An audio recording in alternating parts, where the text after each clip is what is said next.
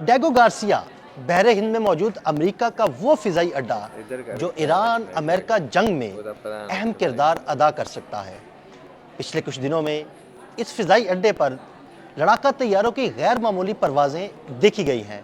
आमिर रजा से बात करते हैं इस बारे में। आमिर भाई, एक तरफ मुज़ाकरात की बातें, एक तरफ तैयारों की गैर मामूली परवाजें, बहरे हिंद में मौजूदा ये अमेरिका का फ़िज़ाई अड्डा जहां पर पिछले कुछ दिन के दौरान बमबार और लड़ाका तैयारों की गैर मामूली परवाजें देखी गई हैं, क्या होने जा रहा है? लेकिन सबसे पहली बात तो ये है कि आपको ये समझना ज़रूरी है, हम सबको बल्कि समझना ज़रूरी है कि डेगो गार्सिया जो है ये एक अमेरिकन अड्डा है और इसको बनाया इसीलिए गया है क्योंकि अभी सोमाली लैंड वाला अड्डा जो है वो अभी ज़ेर तमीर है। मैं आपको बता दूँ सोमाली लैंड को भी बिल्कुल हाँ, जिस पर इसराइल ने तस्लीम किया और उसने वहाँ पर अपने फौजी अड्डे की जो है वो बुनियाद भी रख दी है और वो उस पर किसी दिन तफसीलन बात करेंगे कि वो क्या है और वहाँ पर क्यों जो है ये बुनियाद रखी गई है।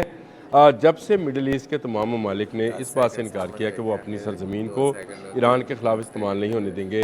देखिए कतर में मौजूद जो है अल अदीद एयर बेस जो है वो खाली कराई गई और मशरक़ वस्ता की और उसके बाद जो शहज़ादा है मोहम्मद बिन सलमान उन्होंने कहा कि सऊदी अरब की ना सिर्फ जो है ज़मीन बल्कि फ़िज़ा और समंदर भी जो है उसको ईरान के ख़िलाफ़ इस्तेमाल नहीं करने दिया जाएगा, यानी रेड सी के अंदर जो है उसको इस्तेमाल नहीं करने दिया जाएगा। उसके बाद से मुसलसल डोनाल्ड ट्रंप और उनकी थिंक टैंक्स जो आर्मी और वॉर थिंक टैंक्स है वो इस बात पर गौर कर रहे हैं कि अगर ये नहीं तो क्या कौन सी ऑप्शन है। तो उनकी नज़र में मेरा ख्याल है उन्होंने अगर जंगी नुक्ता नज़र से देखा जाए दिल साहब तो ये अच्छा फ़ैसला है। उन्होंने दो काम किए, एक तो उन्होंने जो चीनी नॉर्थ चाइनीज सी है वहाँ से अपना अब्राहम लिंकन को जो कि एक त्यारा बरदार जहाज़ है उसको मूव करवाया फौरी तौर पर कि हमें एक ऐसा एयर बेस चाहिए होगा जहाँ से हम ईरान पर हमला कर सकें और उसे आपने हमज़ में लाकर खड़ा किया। अब वहाँ पर आपके सामने है कि 40 के करीब F-35 जो है वो मौजूद है और F-35 जो है जदीद 5th जनरेशन का जहाज़ है उसकी मौजूदगी जो है और एक पूरी की पूरी समझे कि एयर बेस है।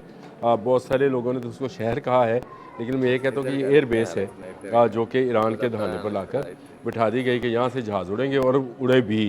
F-35 ने मैंने जिक्र किया था कि एक ईरानी ड्रोन जो है उसको मार गिराया F-35 तो ने। अब आप समझिए कि एक सर्वेलेंस ड्रोन था, वैसे वो फाइटर ड्रोन था भी नहीं लेकिन चले सर्वेलेंस ड्रोन भी था तो उसको मार गिराया। तो इसका मतलब ये है कि एक पूरी उसके पास फ़िज़ाई पट्टी मौजूद है जिस पर F-35 उस पर उसके जो है हेलीकॉप्टर्स ये सब मौजूद है और इनकी मौजूदगी में वो ख़ुद को ज़्यादा प्रोटेक्ट समझते हैं। यानी अब्राहम लिंकन के आगे जो 10 मज़ीद जहाज़ हैं जिसमें इंटरसेप्टर्स हैं, मिसाइल बोट्स हैं वो तो हमला करने के लिए या मिसाइल रोकने के लिए काम करेंगी लेकिन ये फ़िज़ाई बेस के तौर पर काम करेगा। इसीलिए एक ज़मीनी जो है अड्डा भी चाहिए था। तो उसके लिए मेरा ख्याल है उसका जंगी नुक्ता निगाह से बता रहा हूँ।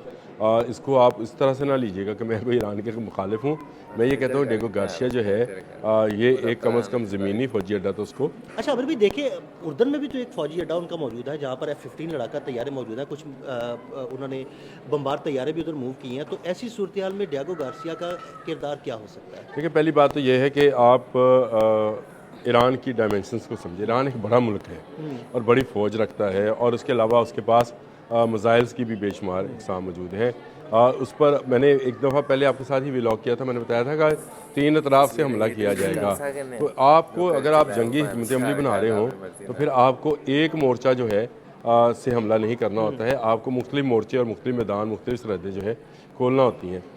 उर्दन वाला जो F-15 वाला आपने बताया, F-15E वाला ईगल वाला जो मामला है ये शायद उनकी सेकंड ऑप्शन हो, सही थर्ड ऑप्शन हो। अब ये क्या उनके थिंक टैंक ने डिज़ाइन किया है इस जंग का ये तो उन तक है, लेकिन अगर वो सेकंड और थर्ड ऑप्शन है तो फर्स्ट ऑप्शन क्या होगी? या ये हो सकता है ये फर्स्ट ऑप्शन हो तो डेगो गार्सिया सेकंड ऑप्शन हो या अब्राहम जो है वो थर्ड ऑप्शन हो। तो 3 तरफ से आपको हमला करने के लिए देखें आपको इराक की सरजमीन जो है दस्तयाब नहीं होगी, आपको इजराइल के फौजी अड्डे दस्तयाब नहीं है। मैं मिडिल ईस्ट की बात कर रहा हूँ, सारे इस्लामी वाले कह चुके हैं कि तो फिर आपने ईरान को कैसे घेरना है? यानी उसकी फ़ौज को 3 तरफा जंग में अगर इन्वॉल्व करना है, एक तरफ उसके पाकिस्तान है, अफ़गानिस्तान है, यहाँ सेंट्रल एशियन कंट्रीज़ हैं और तुर्की है। तो मुझे बताएं कि ईरान को 3 अतराफ़ से जंग में मुलव्वस करने के लिए क्या उसको 3 अतराफ़ चाहिए नहीं होंगी? ऐसे ही तो मैंने आपको तीनों तरह बता दी उसके कि अगर वो जाता है उर्दन वाले फ़ज़ाई अड्डे से, तो फिर ये इराक़ से ऊपर से फ्लाई करते हुए इसके जहाज़ जो हैं वो 1500 किलोमीटर तक ईरान में दाखिल हो जाएंगे। और अगर वो आपने हरमज़ को कंट्रोल में लाना चाहता है तो अब्राहम लिंकन अपने 10 मावन जहाज़ों के साथ वहाँ पर मौजूद है। F-35 का एक बड़ा एयर बेस जो है वो समंदर में इस वक्त मौजूद है।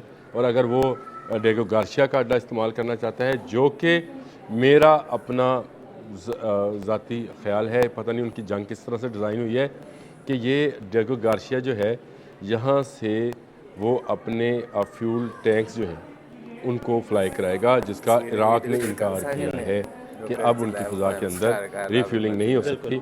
तो अगर रीफ्यूल की कहीं ज़रूरत पड़ती है तो वो, और या जासूसी की ज़रूरत पड़ती है तो वो डिएगो गार्सिया को इस्तेमाल किया जाएगा। और डिएगो गार्सिया के अंदर कमांड एंड कंट्रोल सेंटर जो है वो दूर मार करने वाले ड्रोन्स को भी कंट्रोल करने की अहलियत रखता है।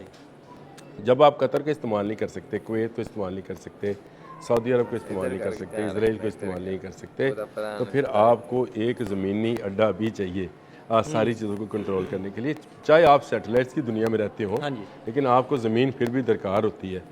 ये ऐसे ही है जैसे हम मुख्तलिफ नौइयत की फ़ौज बनाते हैं और कहते हैं कि जी सबसे जो कारगर है वो तो फ़ज़ाई है, लेकिन आपको बड़ी फौज भी चाहिए होती है, बिल्कुल बड़ी फौज आपको बहरी भी चाहिए होती है। दूसरी बात आमिर भाई, कि उसने फ्लाई भी तो किसी डेक से या ज़मीन से ही करना है ना, और वापस लैंड भी उसमें करना है। तो ये जो फिजा में तो नहीं रुक जाना। ये जो एयर बेस है जो कि तहती हुई एयर बेस है अब्राहम लिंकन जिसका मैं नाम ले रहा हूँ, ये इस एयर बेस पर वो बड़े जो फ़ज़ाई जहाज़ हैं जो कि सर्वेलेंस का काम करते हैं, जिस तरह से वॉक्स है, जिस तरह से फ्यूल टैंकर्स हैं, फिर जिस तरह से ये E-11A है, इस तरह के जहाज़ जो हैं यहाँ पे ना लैंड करते हैं ना फ्लाई कर तो ना फ्लाई कर सकते हैं। तो उनके लिए आपको ज़मीन चाहिए और बड़ा रनवे चाहिए, और वही रनवे जैसे बोइंग 717 वाला है।